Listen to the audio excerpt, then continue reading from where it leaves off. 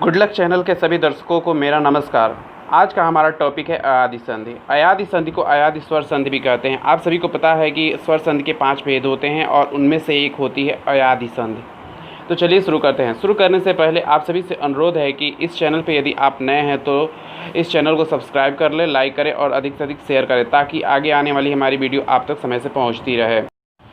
दोस्तों, संधि की बहुत सारी वीडियो हमारे YouTube चैनल गुड लक पे उपलब्ध है। यदि आप उन्हें देखना चाहते हैं तो आप हमारे चैनल के प्लेलिस्ट में जा कर के उन वीडियो को आप देख सकते हैं। मैं उन सब वीडियो की लिंक इस वीडियो के डिस्क्रिप्शन में दे दूंगा, जहां से आप जा कर के आसानी से उन वीडियो को देख सकते हैं और आप उन वीडियो का लाभ उठा सकते हैं। तो चलिए आगे हम इस संधि के बारे में देख लेते हैं।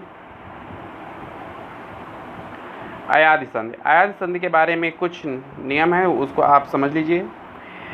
इसमें कह रहा है कि ए, ऐ, ओ, औ के साथ कोई भिन्न स्वर, मतलब ये जो 4 स्वर दिए हैं ए, ऐ, ओ, औ, और कह रहा है कि कोई भिन्न स्वर, मतलब इन चारों स्वरों को छोड़ करके, इन चारों स्वरों के अलावा कोई दूसरा स्वर। आप सभी को मालूम है कि हिंदी में जो है, हिंदी भाषा में 11 स्वर हैं।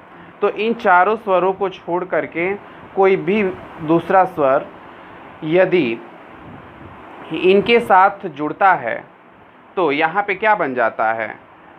आय बन जाएगा, आओ बन जाएगा, अय बन जाएगा और औ बन जाएगा। तो इसको एग्जाम्पल से हम समझ लेते हैं कि कैसे। देखिए, यहाँ पे आपका दिखा रहा है कि ने प्लस अन जब जुड़ा है तो क्या बना है? नयन। तो इसका मतलब यह है कि यहाँ पर देखिए ए है, पहला जो शब्द है उसमें ए है और दूसरा जो शब्द है उसका प्रथम वर्ण क्या है? अ है।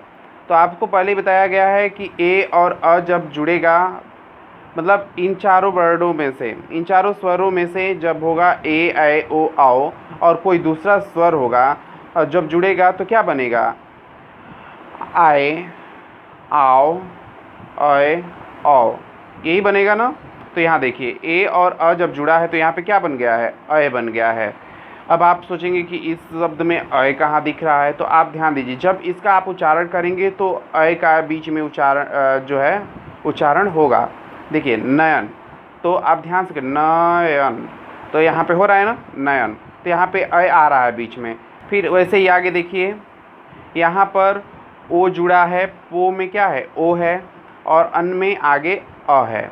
तो जब ओ और अ जुड़ा है तो क्या बना है? औ बना है। तो अब इसका आप उच्चारण करिए, पवन, औ आ रहा है बीच में, पवन हो रहा है ना, तो वही पवन।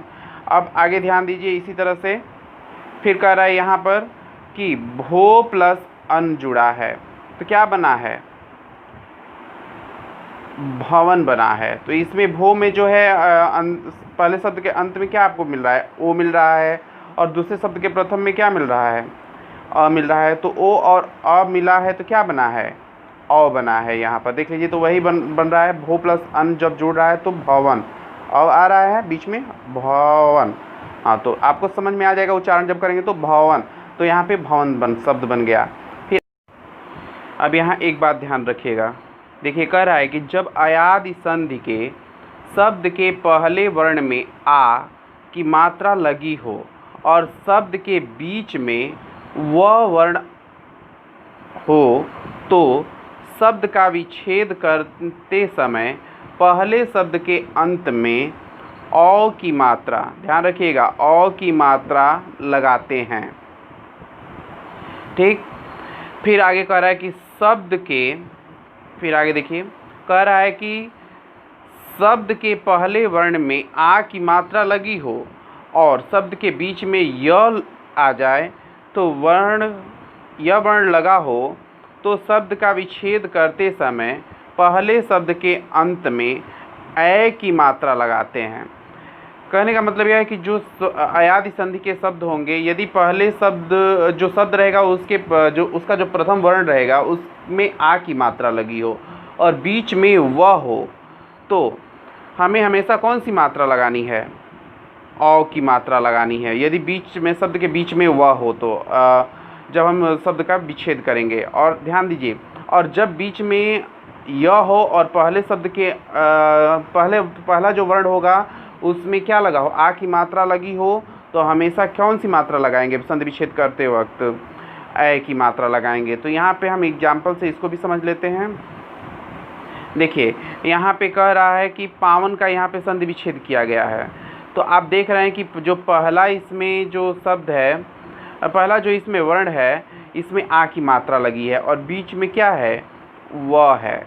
तो आपने नियम में यही पढ़ा ना कि जब जो शब्द रहेगा उसके प्रथम वर्ण में आ की मात्रा लगी हो और बीच में व हो, तो हमेशा जब हम संधि विच्छेद करेंगे तो पहला जो शब्द होगा उसमें कौन सी मात्रा हम लगा देंगे, अंत में औ की मात्रा लगा देंगे। ठीक, तो यहाँ पे देखिए पौ प्लस अन, तो जब पौ प्लस अन जुड़ा है तो क्या बना है, पावन बना है।